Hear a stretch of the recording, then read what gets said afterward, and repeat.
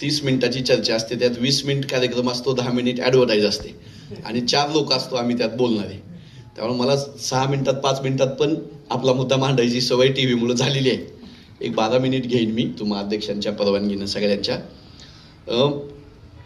प्रस्थापित जी माध्यमं आहेत त्या माध्यमांमध्ये आपले प्रश्न आणि आपला आवाज आणि आपले मुद्दे ह्याला इथून पुढे कधीही जागा मिळेल का नाही असा प्रश्न सुद्धा पडला नाही पाहिजे. इतकं नाही असं त्याचं उत्तर आता आहे. टी व्ही माध्यम असो की दैनिक असो, ही जी प्रस्थापित माध्यमं आहेत ती आता आपल्या श्रमावर चालतात, ती आपल्या नावावर चालतात, पण त्याच्यामध्ये जे असतं ते आता आपलं राहिलेलं नाही. मी माध्यमांचा विद्यार्थी आहे, MA मास कम्युनिकेशन, MPhil मास कम्युनिकेशनमध्ये झालेला आहे. काही दिवस पूर्ण वेळ पत्रकारिता केली. 4 वर्षे आयुष्यातली दैनिकामध्ये काम केलं, वृत्तवाहिनीमध्ये 1 वर्ष काम केलं, साप्ताहिकामध्ये काही काळ काम केलं. त्यामुळं माध्यमं आम्हाला शिकवली कशी होती. आम्ही ज्यावेळेस विद्यापीठामध्ये डॉक्टर बाबासाहेब आंबेडकर मराठवाडा विद्यापीठामध्ये माध्यमाचा विद्यार्थी असताना आम्हाला काय शिकवलं होतं. नंतर माध्यमं मी 2007 पासून माध्यमांमध्ये छोटा मोठा पत्रकार म्हणून मी काम करत होतो. तिथपासून ते आत्ता या 2026 पर्यंत दैनिकाचे संपादक, तिथले वृत्तपत्र संपादक, बातम्या आणणारा तो बातमीदार, शेवटचा जो घटक होता तो, आणि दैनिकांची मालकं, हे सगळं मी 2007 पासून 26 पर्यंत अतिशय वेगानं बदलताना बघितलं. त्याच्या अगोदर तितका मोठा वेग नव्हता. जिल्हा दैनिक असायची, प्रत्येक जिल्ह्यामध्ये एक ओळख असलेलं चांगलं दैनिक असायचं. त्या दैनिकाचा संपादक हा बऱ्यापैकी डाव्या, समाजवादी, धर्मनिरपेक्ष, व्यक्ती स्वातंत्र्याच्या विचारावरचा असायचा. तुम्ही पुण्यामध्ये गेलं तर तुम्हाला प्रभात दैनिक असायचं, ज्याचं स्वतंत्र अस्तित्व टिकवून होता. तुम्ही चिपळूण रत्नागिरीला गेलं तर तिथं सागर नावाचं दैनिक असायचं. माझ्या उस्मानाबाद धाराशिवला आले तर तिथं संघर्ष नावाचं दैनिक. असे दैनिक पार गावकरीपासून, पुढारीपासून, संचारपासून ही त्या गावातल्या त्या परिसरातल्या मातीतला, तिथल्या प्रश्नांचा, तिथल्या माणसाचा गंध येईल आणि त्यांची अभिव्यक्ती तिथे दिसेल आणि तिथले जनतेचे लढे पुढाकार घेऊन ते दैनिक लढेल, तो संपादक बोलेल, असा इतिहास संपत येतानाच्या पिढीचा मी पत्रकारितेमधला विद्यार्थी होतो, कार्यकर्ता होतो. आता ते सगळ्या जिल्हा आवृत्ती आणि जिल्हा दैनिकांची ओळख संपलेली आहे. तो भाग आता इतिहास जमा झालेला आहे. जरी त्यांची नावं शिल्लक असले, त्यांच्या काही आवृत्त्या निघत असल्या, काही पेपर जात असला, तरी ते शेवटच्या घटका मोजत आहेत. त्यामुळे जिल्ह्याची, त्या भागाची ओळख असलेले दैनिक हा भाग आता संपला. हा भाग संपायच्या शेवटाकडे येत असताना 24 तास बातम्या देणारी वाहिन्या, वृत्तवाहिन्या, टी व्ही माध्यमं आली आणि मग मात्र बातमीदारीचा गाभा आणि ह्या सगळ्या गोष्टीवर प्रश्नचिन्ह उपस्थित व्हायला तिथून सुरुवात झाली. मोठ्या दैनिकांनी, लोकमत सारख्या, सकाळ सारख्या दैनिकांनी सगळ्या आवृत्ती खाऊन टाकलेल्या होत्याच, पण इंडियन एक्सप्रेस असेल किंवा टाइम्स ऑफ इंडिया असेल, ही जी देश पातळीवर ज्यांच्या त्या भाषेमधल्या आवृत्त्या आहेत किंवा इंग्रजी, हिंदीमधल्या मोठ्या आवृत्त्या आहेत, ह्या सगळ्यांवर सुद्धा कडी करेल असं 24 तास बातम्याच्या नावाखाली जे काही आता चालू आहे, त्याही दैनिकाला, मोठ्या दैनिकांना, छोट्या दैनिकांना संपवायची पत्रकारिता ही इलेक्ट्रॉनिक माध्यमाच्या द्वारे सुरू झाली. जे पत्रकार बातमी तपासून घ्यायचे, संपादकीय संस्कार व्हायचे, कुठला तरी सोर्स असल्याशिवाय बातमी सांगायची नाही, लिहायची नाही, सोर्स असलाच पाहिजे असं जिथं बंधन होतं, तिथं आता सूत्राच्या हवाल्यावरून असं सांगण्याची जी एक मोठी अंधश्रद्धेचं तिथं बीजारोपण झालं इलेक्ट्रॉनिक माध्यमामध्ये. आणि मग आज जे सगळं काय चालू आहे, आणि त्याच्यामध्ये आता मी एका पक्षाचा प्रवक्ता म्हणून बसतो, पुरोगामी संस्था संघटनांमधला कार्यकर्ता म्हणून मी डिबेटला बसतो, त्यावेळेस लक्षात येतं की गड्याऊ हे आपलं माध्यम नाही.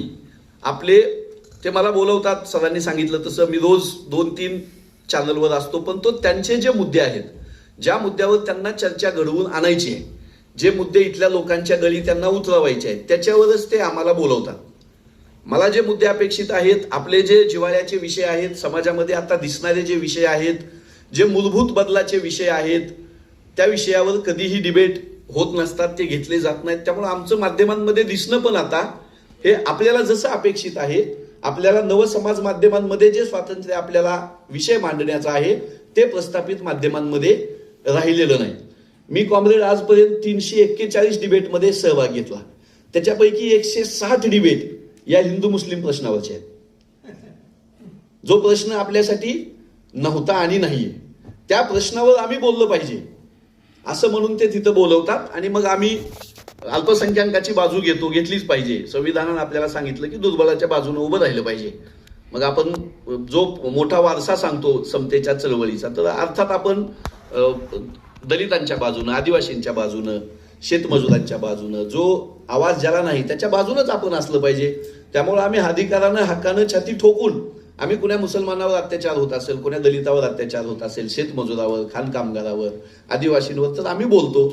आताच्या माध्यमांना हेच दाखवायचं आहे की काँग्रेस म्हणजे मुस्लिम दार्जिनी, काँग्रेस म्हणजे दलिताची बाजू घेणारी. तो अजेंडा त्यांना सेट करायचा म्हणून ते आम्हाला बोलवतात. तुम्हाला सगळ्याला मी दिसतो चांगलं वाटत असेल, पण तसं ते मला माहित आहे की एकाही डिबेटमध्ये मला समाधान नसतं की आपण आपले मुद्दे मांडलोय असं एकदाही समाधान घेऊन त्या स्टुडिओमधून मी बाहेर आलेलो नाही. त्यामुळं मी सोडून आणखी दुसऱ्या कोणाला बोलवत असतील, राम मंदिराचा मुद्दा आला की हुसेनबाई दलवाईंना फोन करतात, समान नागरी कायद्याचा मुद्दा आला की शमशेद्दीन तांबोळींना फोन करतात, किंवा आमचे अनवर राजन सर त्यांना ते बोलवतात. तर मुस्लिमांमध्ये अनवरभाई राजन, हुसेन दलवाई ह्यांना मानणारा वर्ग किती आहे हे बीजेपी वाल्याला नीट माहित आहे. हिंदूंमध्ये त्यांना मुसलमान म्हणूनच बघितलं जाणार आहे, ह्याचं पण त्यांचं गणित चौकटीमध्ये फिट आहे. असं म्हणून ते पाहुणा बोलवताना पण त्यांनाच फायदा होईल, संविधानाची बाजू मांडल्यानं पण भाजपालाच फायदा होईल, आम्ही एकटे पडू, लागून चालण्याचा आरोप आमच्यावर आणखी फिट्ट होईल. अशा चौकटीमध्ये सध्याच्या माध्यमांमधल्या सगळ्या भूमिका, सगळ्या टीव्ही डिबेट किंवा सगळं बातमी, वृत्तमूल्य हे सगळं तिथं म्हणून असतं.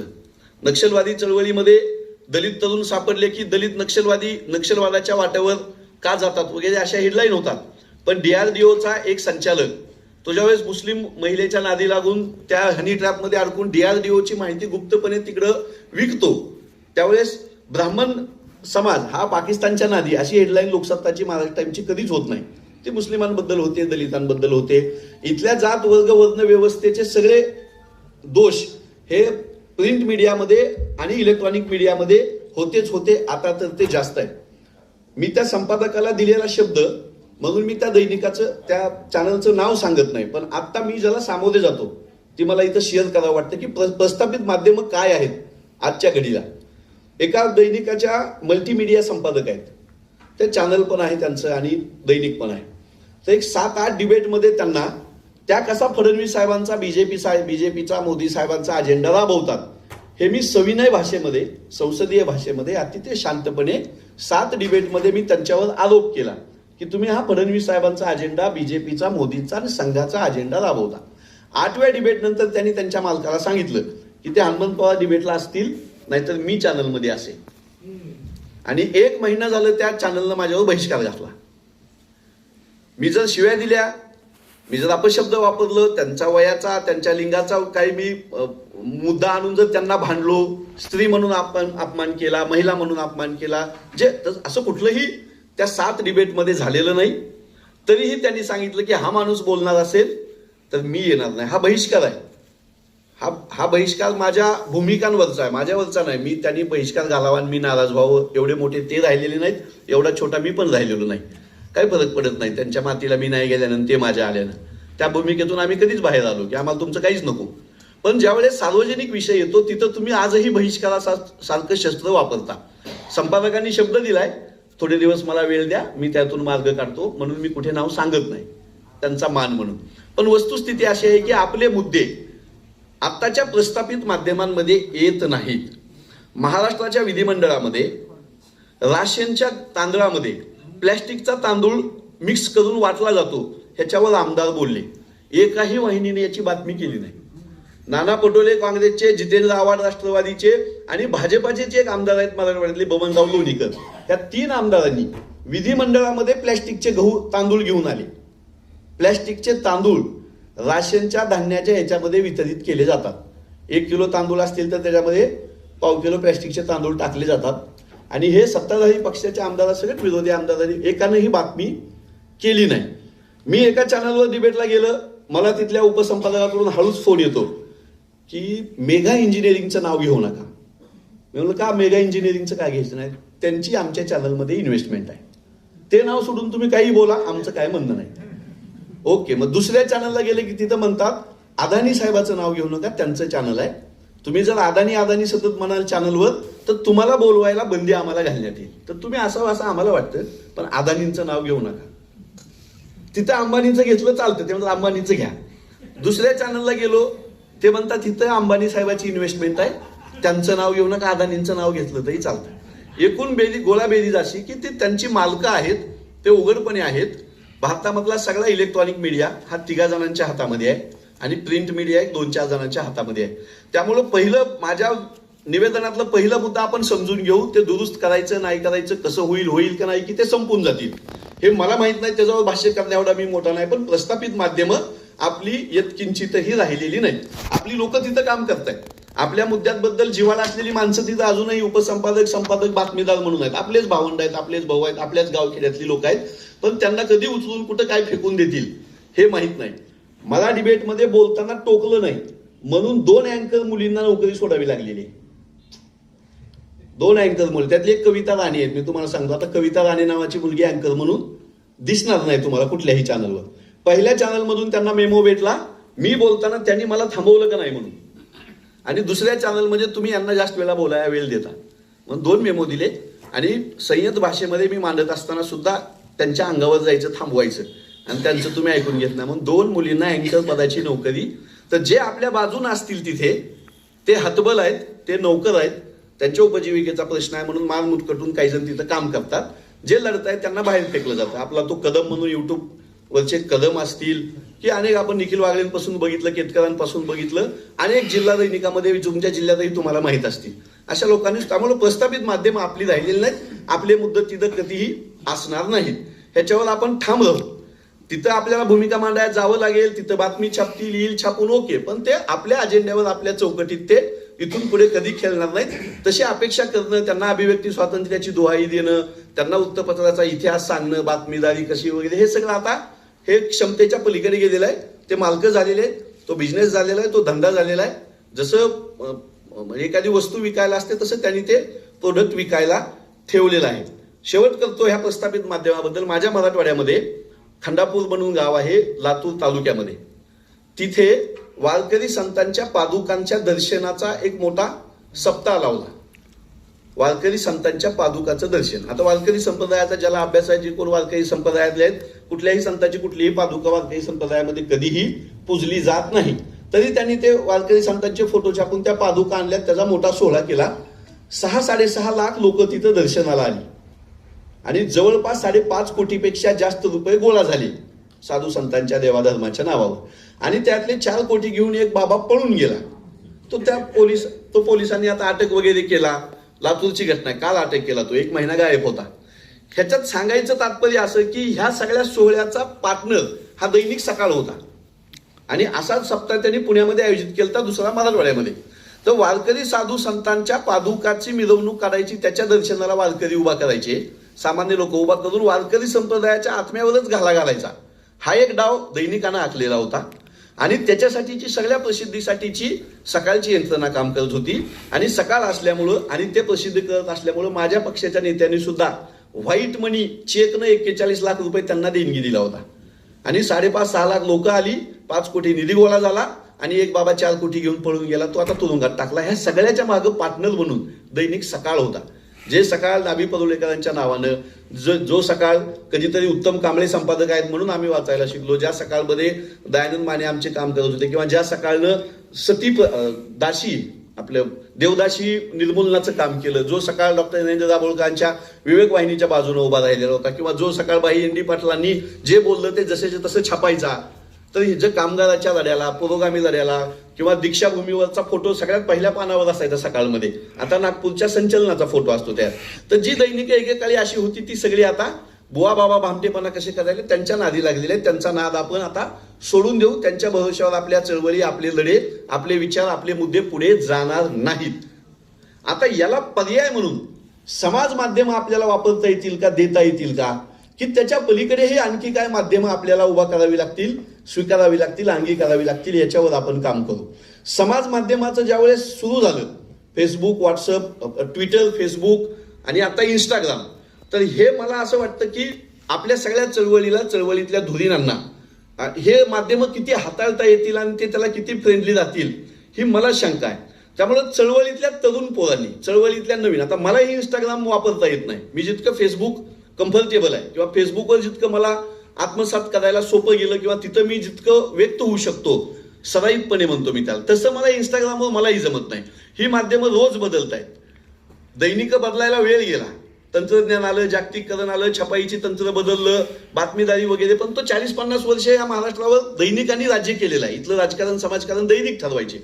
10-12 वर्ष प्रिंट इलेक्ट्रॉनिक मीडियाचा काळ होता. नरेंद्र मोदींचा उदय हा इलेक्ट्रॉनिक मीडियामधून झालेला, टीव्ही माध्यमातून झालेला, त्यालाही 15-1 वर्ष लागली बदलायला.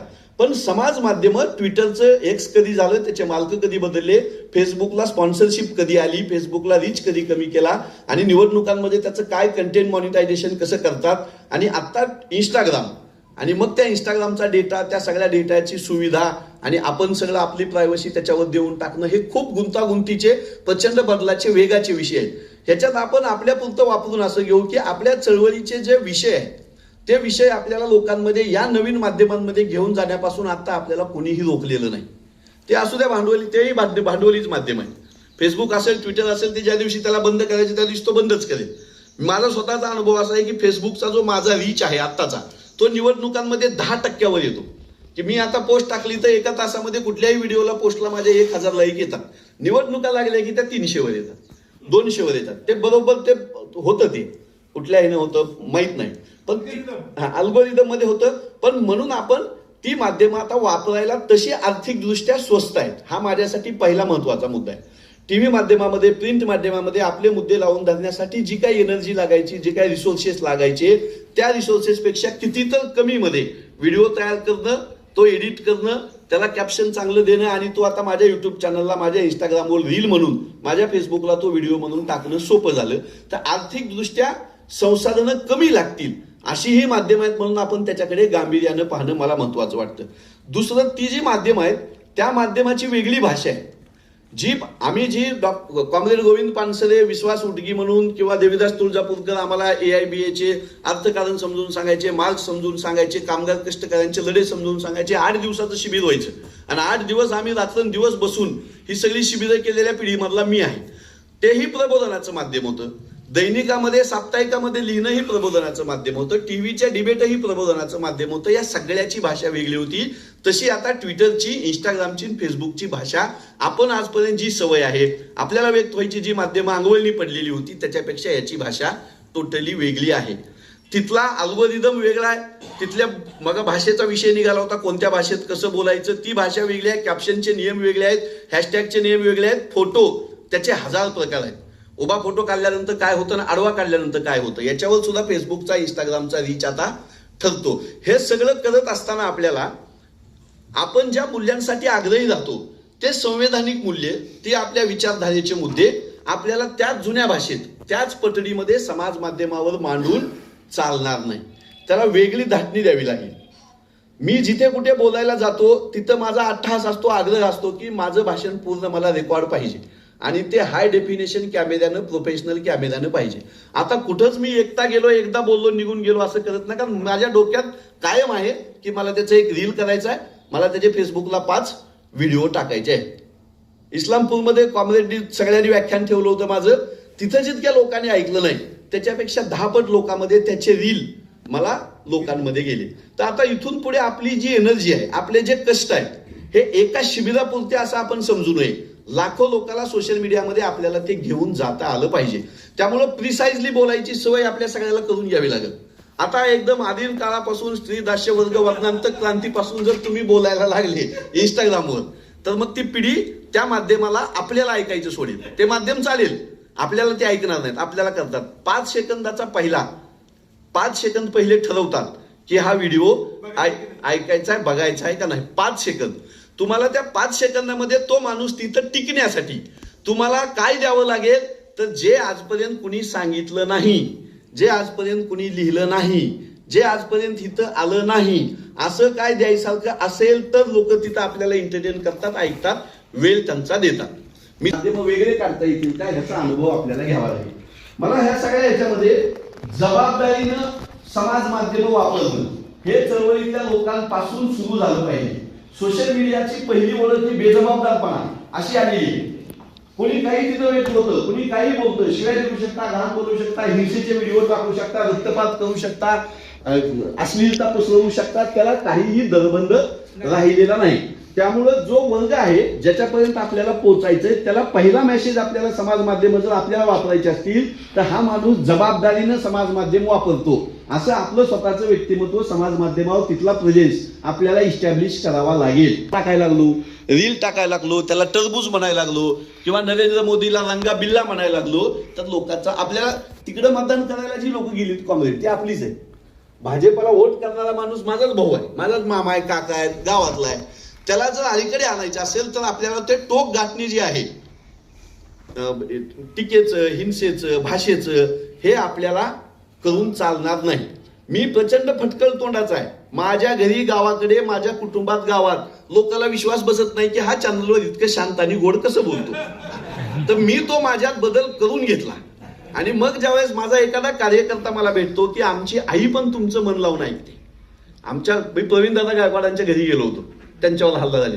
त्यांच्या वडिलांना सांगितलं तेव्हा हनुमंत पवारांना तो भेटायला, ते मला भेटायला आले आणि तू कधी चिडत नाहीस, तू कधी भांडत नाहीस, मला आवडते असं ते म्हणाले. आपल्या इथला जो एक कॉमन ऐकणारा वर्ग आहे त्याला आरडा ओरडा, टीका, अपशब्द, अश्लील बोलणं हे आवडत नाही. ते देवेंद्र फडणवीसांना सुद्धा मुख्यमंत्री समजतात. आपण तो संघाचा आहे, क्रूर आहे म्हणतो, आपल्याला ओळख पटली म्हणून. पण त्या लोकांना ते अजून वाटतो की तो माझी कामवाली आहे आमच्या घरी. ती म्हणली देवेंद्र फडणवीस कधी चिडत नाही, अपशब्द बोलत नाही, अंगावर येत नाही कोणाच्या. हे इस्टॅब्लिश झालं तिथं. मग त्यांच्यासारख्या क्रूर विचाराचा माणूस, त्यांच्यासारख्या हिंसक संस्कारामध्ये वाढलेला माणूस सुद्धा स्वतःमध्ये लोकांमध्ये जाण्यासाठी जर पॉलिटिकली स्टँड, गोडगोड बोलण्याचा, चांगलं वागण्याचा आणि मी काहीतरी अभ्यासू आहे आणि विकास पुरुष आहे असा करत असेल तर आपण सज्जन सात्विक विचारसरणीची माणसं सगळ्याला सोबत घेऊन जाणारी माणसं का बरं आरडाओरडा करत फिरतो, का बरं अश्लील बोलतो, का बरं अपशब्द बोलतो. आपल्या भाषेमुळे आपल्या तत्वज्ञानाकडे बघण्याची किंवा आपल्या त्या सगळ्या लढ्याकडे बघण्याची दृष्टी बदलता कामा नये. त्यामुळे आपण ठरवून घेऊ की समाज माध्यमामध्ये मी शिवीगाळ करणार नाही, आरडाओरडा करणार नाही, अश्लील बोलणार नाही आणि कोणाच्याही शारीरिक व्यंगावर मी बोलणार नाही. हे आपण एकदा ठरवून घेऊ. आणि हे सगळं करत असताना हे वेगळे पण इथल्या वयोवृद्ध स्त्रिया, शेतात काम करणाऱ्या महिला, शिक्षिका असलेल्या, प्राध्यापक असलेल्या, वकील, डॉक्टर असलेला, गावखेड्यामधला साधा वारकरी माणूस, ह्या सगळ्याला हे आवडतं. साधं सोपं. मी आपल्या शिबिरामध्ये आक्रमक बोलतो, आपल्या स्टेजवर जोरात बोलतो, मला चीड येते, संताप येते, संधी भेटली तर फडणवीसच्या कानाखाली द्यावी वाटते मला. पण मी ते सार्वजनिक ह्याच्यामध्ये जी लोक अनोळखी आहेत, मला ओळखत नाहीत, माझ्या विचारांना ज्यांना आणायचं आहे त्या लोकांमध्ये माझं हे रूप जर दिसलं तर त्यांच्यामध्ये आणि आपल्यामध्ये ते फरक करणार नाहीत. म्हणून माझी एकही पोस्ट अमृता फडणवीसला काहीतरी कपड्यावरून ट्रोल केलेली वगैरे नसती. भले भले मोठे मोठे सामाजिक चळवळीतले पुढारी मला माहित आहेत जे ह्याला बळी पडतात, अश्लील येतात, शिवीगाळ करतात, व्यक्तिद्वेष करतात. आपल्याला परवानगी नाही. आपण द्वेष पेरायचा नाही. जबाबदारीने समाज माध्यम वापरू. वेगळी भाषा तिथं आपल्याला देता आली पाहिजे. आणि आपल्याला आपल्या इतिहास जो आहे, आपण ज्या संस्कारातून आलो, आपण ज्या विचारसरणीचं प्रवक्तेपद आपल्याकडे आहे, त्या विचारसरणीचा गाभा, गोडवा, त्याच्यातली मूल्य, त्याच्यातलं वेगळेपण अजून सोशल मीडियात आलेलं नाही. अजून ते आपण देऊ शकलेलो नाही. मी फक्त 20 अभंग पाठ केलेत गाथा आणि ज्ञानेश्वरीचे, फक्त 20. मला 21वा अभंग येत नाही. तरी अख्खा महाराष्ट्र म्हणतोय हनुमंत पवारांचा संत साहित्यावर किती अभ्यास आहे. मी हे घरात बोलतोय आपण. हे 20 अभंग सुद्धा मागच्या 20 वर्षात आपल्या लोकांनी वापरले नाहीत, आले नाहीत. हे आपलं दारिद्र्य आहे. आपण ज्या विचाराचे आपण प्रवक्ते आहोत तो किती सदन आहे, किती सक्षम आहे. आता मी गाथा सप्तशती पण वाचायला घेतली. आता मी लीला चरित्राला पण थोडं पाठ करायलो. आता मी बसवेश्वरांचे पण काही मला सांगता आलं पाहिजे. मी कोल्हापूरला गेलो तर मला त्या लिंगायत तत्वज्ञानातलं गोडवा काहीतरी जो माझ्या पिढीमध्ये, मागच्या कुटुंबामध्ये, नातेवाईकामध्ये, गावामध्ये होता तो मला देता आला पाहिजे. समाज माध्यमामध्ये ही जागा अख्खी मोकळी आहे. इथं भाजपाचा माणूस जो हिंदुत्ववादी म्हणतो त्याला पण रामचरित मानस माहित नाही, त्याला पण गीता काय ते गदी माडगुळकरांनी गीत रामायण लिहिलेलं नाही माहित त्याला ते आपण सांगू. आणि मग असं करत करत तुम्ही पार बौद्ध तत्वज्ञानापर्यंत घेऊन जा ना. आपल्याला कुणी अडवले? वारकरी तत्वज्ञानापाशीच थांबा, बसवेश्वरांपाशीच थांबा, असं कशा लांब जाऊ, मागेपर्यंत जाऊ आपण. ती सगळी जागा एक पोस्ट काढून दाखवा मला सोशल मीडियामध्ये. ज्यांच्यावर वारीच्या संबंधानं वारकऱ्याच्या संबंधाने लिहिलं. आपली लोक आपली वारी करतायत, समता दिंडी जाते, आपली लोक जातात, हे माध्यमात मांडू. मी तिथं का जातो, लिहा 4 ओळी. मी तिथं जाऊन काय करतो, 4 अभंगामध्ये सांगा. मी जे काँग्रेसचं तत्वज्ञान माध्यमांमध्ये सांगतो त्याला एक सपोर्टिव्ह काँग्रेस गाथेमधला अभंग भेटतो. एक गाथेतला अभंग भेटतो. धर्मनिरपेक्षता सांगायची, मी गाथेतल्या अभंगानं सांगतो. धर्मनिरपेक्षतेचं तत्व, संविधानिक राजकारण, हे संविधान आलं आणि सुरू झालं असं झालेलं नाही. ते संविधानामध्ये आलं कारण ते आपल्या मातीमध्ये, आपल्या चळवळींमध्ये, इथल्या वेगवेगळ्या बंडांमध्ये, मग ते वारकऱ्याचं असो, लिंगायतांचं असो, शीख समाजाचं जैन, हे आलेलं आहे म्हणून ते संविधानात आलं. आम्ही सगळ्यात मोठी गोष्ट काय केली की आम्ही हे सांगायची सुरुवात संविधानापासून पुढे करतो. 26 जानेवारी 1950 पासून पुढे करतो. ते तिथं आलं कारण संविधान सभेमध्ये बसलेल्या लोकांना ती मुळं रुजलेली होती आणि संविधान सभेची दिशा आणि त्याच्या आधीच्या स्वातंत्र्य लढ्याची दिशा ही त्या विचाराची होती. इथपर्यंत मागं समाज माध्यमांमध्ये लोकांना घेऊन जाणारं कोणी नव्हतं. प्रयत्न करतो म्हणून थोडं वेगळं वाटतं. माझी PhD स्वातंत्र्य लढ्यावर नाही, माझी PhD वारकरी संत साहित्यावर नाही, माझी PhD महाराष्ट्राचा सांस्कृतिक वारसा याच्यावर नाही. तरीही साधं सोपं थोडक्यात आणि नव्या पद्धतीनं आपल्याला समाज माध्यमावर जबाबदारीनं सांगितलं की लोकांना ते आवडायला लागतं. हा त्यांच्या व्यक्त होण्यावर एक ब्राह्मणी संस्कार आहे. पुस्तक छापलंय आणि ते वाचलं, तसंच अनेक लोक बोलायलेले असतात. त्याला असं बोलायला की तो चांगला असतो. स्टेजवर, टीव्हीवर गेलं, व्याख्यानात गेलं की तो एकदम पुस्तकच वाचायला एकदम असं, आणि त्याला वाटतं की आपण हे असं करणं म्हणजे मग हे नियम आहेत, हे बंधनकारक आहे किंवा तरच लोक, असं काहीही नाही. माझा मराठवाड्यातला लय शब्द आहे, तो मी अनेक डिबेटमध्ये वापरला तर ते अँकर हसायचे. ते लय म्हणजे काय म्हणलं, होईल सवय तुम्हाला, आता झाली सवय. आता ते पण म्हणतात हे लय होतंय तुमचं.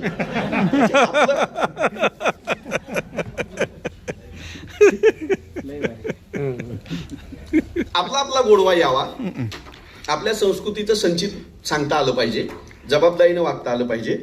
दुसरं, आपल्याला अभिव्यक्ती स्वातंत्र्य आहे आणि कितीही सरकार हे फॅसिस्ट असू द्या, कितीही त्यांचे अन्याय त्याच्यावर वाढू द्या, तरीही ते अजून तुमचं माझं येऊन तोंड दाबायले सगळ्याचं. ती एखादी गोळी घालतात दाभोळकरांना, मग त्यांना वाटतं आपण सगळे गप बसू, तर आपण गप बसलेलो नाही. पण मला आक्षेप दुसऱ्या गोष्टीला आहे की त्यांनी गोळी पानसरेंना घातली, दाभोळकरांना घातली, ह्याचं भांडवल करून आपण पण बोलायचं कमी केलंय. आपण पण गप्प. तुमचा तो, मी आता नगरमध्ये आहे, कोण ऐकला तो आमदार संग्राम जगतापच्या विरोधामध्ये नगर जिल्ह्यातला राष्ट्रवादीचा आणि काँग्रेसचा बी आमदार बोलत नाही. ही मला सामान्य लोक नगर जिल्ह्यातली ते गोपीचंद पडळकरला शिवाय घालतील, त्याच्या जिल्ह्यात तिथं बोलत नाहीत. सांगलीमधली आटपाडी, खानापूर जतची लोक इकडे संग्राम जगताप, नरेंद्र मोदी, अमित शहा खूप माजले म्हणते, गोपी शेठ माजला म्हणता येत नाही त्यांना. तर हे आपले जे आपण जे दामन बचाके जे व्यक्त होतो ना सोशल मीडियात, आपला दामन बचाके, हे पण आपण जरा कमी केलं पाहिजे. नवीन पिढीचं मला अनेक धनगर समाजातली पोरं भेटतात, हनुमंतराव तुमचं सगळं खरं आहे पण आमच्या गोपी शेठवर बोलू नका. आपल्या वर्तुळातली, आपल्या ह्याच्यातली, किंवा अनेक जण पोरं मला म्हणतात की तू कुणावर पण बोल, पण काय ते आपले जालन्याचे मराठा आरक्षणाचे मनोज दादावर तू बोलू नको, बाकी चालतंय कुणावर बोललं तर. एखादा मित्र म्हणतो आमच्या हक्केवर बोलू नको, बाकी तुझं मान्य आहे आम्हाला सगळं. तर हे दामन आणि हे सोशल मीडियात पण असतं. मी माझ्या जिल्ह्यातला माझा खासदार ज्यावेळेस एकनाथ शिंदेकडे जातो त्यावेळेस मी जोरात बोललंच पाहिजे. तुमच्या तालुक्यामध्ये, शहरामध्ये जर संग्राम जगताप हिंदू मुस्लिमांमध्ये द्वेष पेरत असेल तर तो तुमच्या जातीचा असो, गावातला असो, शेजारचा असो, सोशल मीडियामध्ये तुम्ही तुमच्या जिल्ह्यातल्या, तालुक्यातल्या, तुमच्या जवळच्या लोकांना बोललेलं लोकांना जास्त आवडतं. मोदी अमित शहाला बोललेलं तुम्हाला आवडेल, तुम्ही रीच घ्याल नाही. आपल्या लोकलच्या मुद्द्यावर तुम्ही आक्रमकपणे बोला, वस्तुनिष्ठ बोला, ती माहिती नीट द्या, तुमचा विरोध तिथं दर्ज करा, दाखल करा, तो लोकांना जास्त आवडतो. आपल्या प्रश्नाबद्दल, लोकलच्या प्रश्नाबद्दल. काल लातूरमध्ये 5-6 मुस्लिम पोरांना 10-12 शेतकऱ्यांनी झाडाला बांधून बेदम ठोकलं, त्याचे व्हिडिओ केले. मारायलेली माणसं 10-12 आहेत, शेतकरी आहेत, गाव जमा झालेला आहे, आणि ते मुस्लिम पोरं आहेत, 5-7 बालकी पोरं आहेत, त्यांना ते खूप मारतायत बेदम. मी सगळ्या माझ्या लातूर जिल्ह्यामधल्या माझ्या विचाराच्या, माझ्या पक्षाच्या, माझ्या लोकांना सगळ्या, अरे ते आपल्या तालुक्यात जवळ झाले, बोला. नाही ते चोर होते पोरं, ती चोरी पकडली आणि म्हणून जाऊ द्या हनुमंतराव, नको आपण पडाया त्यात. म्हणून अरे ते चोरी पकडली असेल, ते चोर असतील हे गृहीत धरू, खरं खोटं नंतर, पण मान्य केलं की ते चोर. तरीही त्यांना असं बांधून मारायचा अधिकार तुम्हाला कोणी दिलाय? आधी निषेध करा त्या मारहाणीचा. त्यांनी चोरी पकडली, पोलिसात न्यावं, तक्रार करावी, कायद्याचं काम कायदा करेल. तुम्ही कोण? एकमेव होतो मी लातूर उस्मानाबाद मधला काल जो त्या मुस्लिम पोरांना मारण्याच्या विरोधात होतो. दामन बचाके सोशल मीडियावर वाचणारी लिहिणारी माणसं ओळखू येतात, उघडी पडतात, प्रतिसाद भेटत नाही. माझ्या जातीला, माझ्या धर्मामध्ये, माझ्या मतदारसंघामध्ये, माझ्या पक्षामध्ये, माझ्या विचारसरणी संघटनेमध्ये काय होत असेल, सोशल मीडियावर निर्भीडपणे जबाबदारीने जर आपण योग्य शब्दामध्ये बोललो, आपला रीच वाढतो, आपल्याला लोक ऐकायला भाग पडतात आणि ते दिसतं पण लोकांमध्ये. त्यामुळे ते बोलू, थोडी क्रिएटिव्हिटी पण आणली पाहिजे. मी ज्यावेळेस माईक समोर उभा राहतो, प्रोफेशनल कॅमेऱ्यातच आलं पाहिजे रेकॉर्डिंग, हा माझा आग्रह असतो. मला संयोजक म्हणतात नाही ना आम्ही करतो ना मोबाईलवरून. खाली बसतात, ते जिथं बसले तिथूनच असं करतात, मी ते टाकत नाही. माझ्या प्रेक्षकाला, माझ्या श्रोत्याला मी जे बोलतोय ते नीट दिसलं पाहिजे. ते जसं पॉलिटिकली करेक्ट असण्याचा माझा आग्रह आहे, तसं ते तंत्रज्ञानानं पण परफेक्ट असलं पाहिजे. त्यामुळे त्याचा आवाज नीट आहे, माईक नीट आहे, कॅमेऱ्याला कोणता रंग चालतो. मला माहित होतं कुठल्याही सभागृहामध्ये गेलं की मागचा डार्क कलर असतो, हा विचार करून मी पांढरा शर्ट घातलेला असतो. इतक्या बारकाईनं मी ते बघतो. इथं येणारा क्राऊड हा नवीन पोरांचा आहे, नव समाज माध्यमाचा आहे, तर नेहरू पायजमा इथं घालून जायचं नाही, इथं टी शर्ट मध्ये जायचं, तर पोराला जवळचं वाटते. इथपासून माध्यमावर मेहनत घ्यावी लागते, तर ते ऐकायलेली पोरं आहेत त्यांना जवळचं वाटतं. नव समाज माध्यमावर बोलायचं, ए पा नेहरू पायजमा, माझ्या पिढीला जसं होतंय तसं थोडं हे करावं लागेल आपल्याला. तिथं दिसणार कसं, ते रेकॉर्ड कसं होणार, त्याची फ्रेम कशी असणार, तो आवाज कसा जाणार, हे सगळं. आणि मी बोललेलं आता इथल्या लोकांना बोलतो असा समजत नसतो, उद्या हजारो लोक बघणार आहेत सोशल मीडियावर, ते द्यायला पाहिजे. हे सगळं याचं ट्रेनिंग आपल्याला, किंवा ह्याची ट्रेनिंग म्हणजे बसून शिकावं असं नाही, ह्याची एक यंत्रणा जी तुम्ही सकाळी बसून तयार केली, किंवा मी कॉन्व्हेंटचं ऐकत होतं समारोपाचं सत्र, त्याच्यासाठी संसाधनं असणार आहे, टेक्निकल माणसं आपल्याकडे आहेत, हे सगळं होणार आहे. पण 3 गोष्टीवर सातत्यानं मेहनती घ्यावी लागेल, संघटित प्रयत्न असावेच लागतील. मी ज्यावेळेस माझा टीव्हीच्या डिबेटला मी एकदा बसतो, त्यावेळेस मी 2 तास तयारी करतो. संपादक आणि अँकर आणि ती विरोधी पक्षाची, ह्या तिघांनी मिळून केलेली नसती तयारी, तेवढी मी तयारी करतो. ती तयारी मी तिथं बोलत असताना लाखो लोक टीव्हीच्या नंतर पण बघणार आहेत ह्याचं भान असतं. डिबेट झाल्या झाल्या व्हिडिओ मागून घेतो, कट करतो आणि तो माझ्या फेसबुकला टाकतो. एक माझ्याकडे व्हॉट्सअपचे, आता तुम्ही सांगितलं तुमच्याकडे व्हॉट्सअपचे एवढे ग्रुप आहेत, एवढे पोर आहेत, माझ्याकडे व्हॉट्सअपचे 26 ब्रॉडकास्ट लिस्ट आहेत. एका ब्रॉडकास्ट मध्ये 250 नंबर आहेत. अशा 26 इथं बसलेल्या कित्येक तुम्हाला येतात ना माझे व्हिडिओ, अनेकांना येत असतील. रोज ते मी करतो. एक साध्यातला साधा माझा व्हिडिओ सुद्धा हा मी 26 ब्रॉडकास्ट लिस्ट, 250 माणसं आणि 946 व्हॉट्सअपचे ग्रुप आहेत माझ्याकडे. 901 आयफोन फक्त व्हॉट्सअपच्या ग्रुपसाठी आहे, दुसरा जो आयफोन फक्त व्हॉट्सअपच्या ग्रुपसाठी, कारण ते हँग होत नाही किंवा गेलं पाहिजे, फोनचं ते झालं नाही पाहिजे. 940-45 व्हॉट्सअप ग्रुपला व्हिडिओ माझा जातो. कळवणा सुरगणा मधला माझ्याकडे ग्रुप आहे, शिरपूर मधल्या ग्रुपला मी आहे, प्लस तिकडे अंबड जालन्याच्या ग्रुपला मी आहे, मंगळवेड्याच्या ग्रुपला मी आहे, पनवेल पेनच्या ग्रुपला मी आहे, समाजवादीचे ग्रुप आहेत, कम्युनिस्टाचे ग्रुप आहेत, शेतकरी संघटनेचे ग्रुप आहेत, महिला संघटनेचे ग्रुप आहेत, विद्रोहीचे ग्रुप आहेत, संभाजी ब्रिगेडचे ग्रुप आहेत, वंचित बहुजन आघाडीचे ग्रुप आहेत. ह्या सगळ्यांमध्ये मी सकाळी तो व्हिडिओ टाकतो आणि ब्रॉडकास्ट लिस्टमध्ये संध्याकाळी टाकतो. ब्रॉडकास्ट लिस्टहून गेलेला मेसेज हा पर्सनल जातो आणि माणसं संध्याकाळी मोकळे असतात, कामावून आलेली असतात, तिथं पर्सनल टाकायचं. असं करत करत आता 96K फॉलोअर माझे झाले. इथं फेसबुकवर असलेल्या तरुण पोरांना माहित आहे, इंडिव्हिज्युअल माणसाचे 96K फॉलोअर व्हायला 1 रुपया खर्च न करता माझे जे नेते आहेत मोठे मोठे काँग्रेस पक्षाचे, त्यांचे 400, 500, 600K फॉलोअर आहेत, पण त्यांनी ते निवडणुकीमध्ये स्पॉन्सर करून केलेले आहेत. म्हणून त्यांनी पोस्ट टाकली, 346K फॉलोअर असलेल्या माणसाला 100 लाईक येतात, माझ्या 96K फॉलोअर असलेल्याला 1000 लाईक येतात, कारण ते ऑर्गॅनिकली वाढलेलं आहे. ते त्या व्हॉट्सअप ग्रुपवरचे माणसं तिथं लिंक टाकायची. तुमचा जो ब्रॉडकास्टचा ग्रुप आहे त्याच्यावर मी माझा इंडिव्हिज्युअल व्हिडिओ नाही टाकत, माझ्या फेसबुकची लिंक टाकतो. लिंक त्यांनी ओपन केली की त्या माणसाच्या फेसबुकला जेवढी लोक आहेत त्यांना ते माझं पेज आपोआप सजेस्ट होतं, अकाउंट आपोआप सजेस्ट होतं. त्यामुळे ह्या टेक्निकल बाबी, जबाबदारी, कंटेंट नवा. अनेक डिबेटमध्ये मला जर नवं काय बोलता येत नसेल तर मी त्यांना सविनयपणे नाही म्हणतो, मी आज उपलब्ध नाही, प्रवासात आहे, किंवा मी गावखेड्यात आहे, रेंज नाही, मी येणार नाही. नवं द्यायचं असेल सोशल मीडियावर स्वागत आहे. जबाबदारीने वागायचं असेल, सोशल मीडियावर लोक ऐकायला तयार आहेत. इनोव्हेटिव्ह द्यावं लागेल, टेक्निकल मुद्दे वापरावे लागतील, त्याचं तंत्र घ्यावं लागेल, नीट कॅमेरा, नीट आवाज आला पाहिजे. हे सगळं. काँग्रेसची एकही डिबेट ज्याच्यात मी गमजा टाकला नाही काँग्रेसचा अशी मला तुम्ही दाखवा. आमची लोक कधी टाकत नव्हती, तो टाकूनच जायचं. तसं आपल्याला आपलं तत्व कोणत्या विचारसरणी करतं ते दाखवावं पण लागेल. आता हे विधवाईचा बोर्ड इथं वर होता, आपला खाली फोटो बघायचा होता. दिग्विजयला सांगा, मी काय म्हणालो, हा बोर्ड लगेच उचला मागं उभा करा. हा फोटो उद्याचा इतिहास. आता संध्याकाळी माझी पोस्ट येताना ते विद्रोही सांस्कृतिक चळवळ दिसणारच दिसणार. अशा छोट्या छोट्या गोष्टी, टेक्निकल गोष्टी, संस्कृतीमधल्या गोष्टी, नव्या गोष्टी, जबाबदारीचं भान आणि सातत्य. रोज सकाळी मला अस्वस्थ होतं की आज फेसबुकला मी माझ्या लोकांना काय नवं देऊ.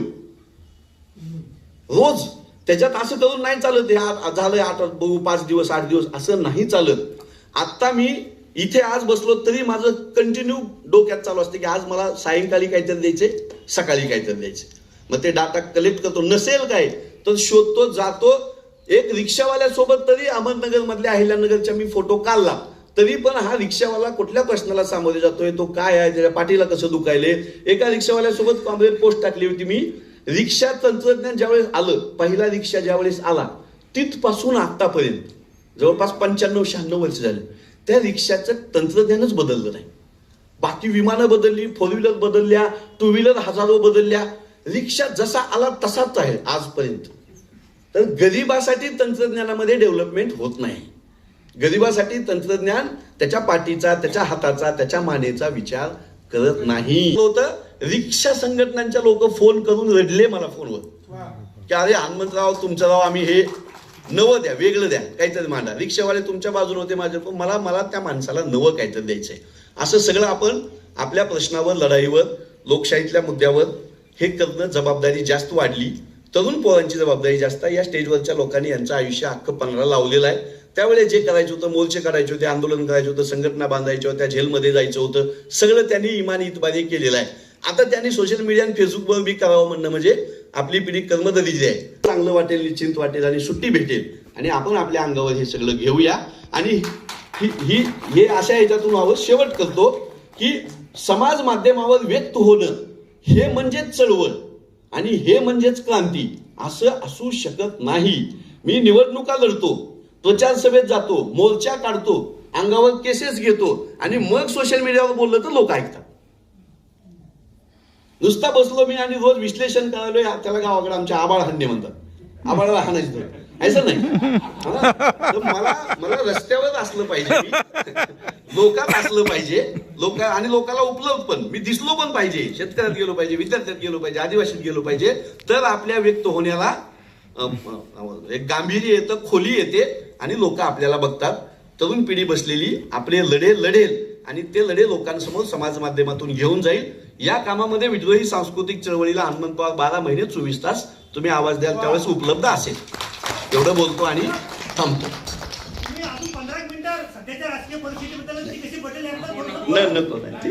ते नंतर इतिहास, आपल्या माणसाचा इतिहास, आपल्या सगळ्या लढ्यांचा इतिहास हा पुसायसाठी एक व्यवस्था काम करते.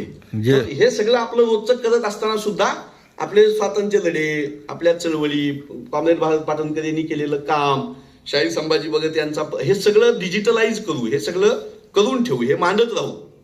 आता इथून गेलं की कॉम्रेड धनाजी सर आता कुठल्या तर आंदोलनात उद्या असणार आहेत. असं काय, आता मी तो आमचा सोशलिस्ट गाय कुठे गेला, कुठे तो आणि कॉम्रेड धनाजी गुरव हे दोघं जेवताना चर्चा करायला होते. तो गुरव सरांना अडचणीचे प्रश्न विचारायला होता. गुरव सर त्याला सांग, मी काढला एक फोटो छान, त्यांच्या परोक्ष फोटो काढलाय. आता मी ती पोस्ट त्याचा वाढदिवस असेल किंवा ह्यांचा वाढदिवस असेल त्या दिवशीपर्यंत मी ती फोटो जपून ठेवत असतो. आणि मग नवीन पोरांना समजून घेणारा कॉम्रेड, केस पांढरे झाले तरी मन तरुण असलेला कॉम्रेड, असलं काय तर टाकलं की 1000 लाईक कुठंच गेले नाही. असं म्हणून आपल्या माणसांचं मोठेपण, त्यांचा संघर्ष, त्यांचं रोजचे कष्ट, त्यांचं काम, हे सगळं सांगायची जबाबदारी पण आपली आहे. ही पिढी गेली ती काम निघून जाईल. त्याचं डिजिटलायझेशन आणि त्याच्या सोशल मीडियामध्ये फुटप्रिंट सोडत जायच्या, फुटप्रिंट सोडायच्या. म्हणजे मी कॉम्रेड धनाजी गुरव यांचा फोटो टाकला की नंतर 10-5 वर्षानं कुणी जरी नुसतं धनाजी गुरव टाकलं तरी पटकन तो माझा फोटो वर येणार आहे आणि ते दिसणार आहे. तर हे असं आपल्या माणसांना लोकांमध्ये घेऊन जाण्याच्या टॅक्टिक्स आपण सोशल मीडियावर वापरू. विद्रोही सांस्कृतिक चळवळ म्हणजे काहीतरी नुसतं आक्रमक आणि कशाचा तर नकार असं नाहीये. हे आपल्याला पुन्हा पुन्हा सांगावं लागेल. आपण नवं काहीतरी तयार करतोय, नव्याकडे जातोय आपण. आणि कुठलंही तंत्रज्ञान हे ना फॅशिस्ट असतं, ना जातीवादी असतं, ना धर्मवादी असतं. ते ज्यांच्या हातात जातं त्याच्यावर ठरतं. तर हे तंत्रज्ञान आपण आपल्या पद्धतीनं वापरू आणि आपण आपला विचार मजबूत करू एवढी अपेक्षा व्यक्त करतो. विद्रोही सांस्कृतिक चळवळीला माझ्या शुभेच्छा आहेत. मी सोबती आहे तुमचा. इथून पुढे यासन एवढं बोलतो आणि थांबतो. जय हिंद, जय महाराष्ट्र.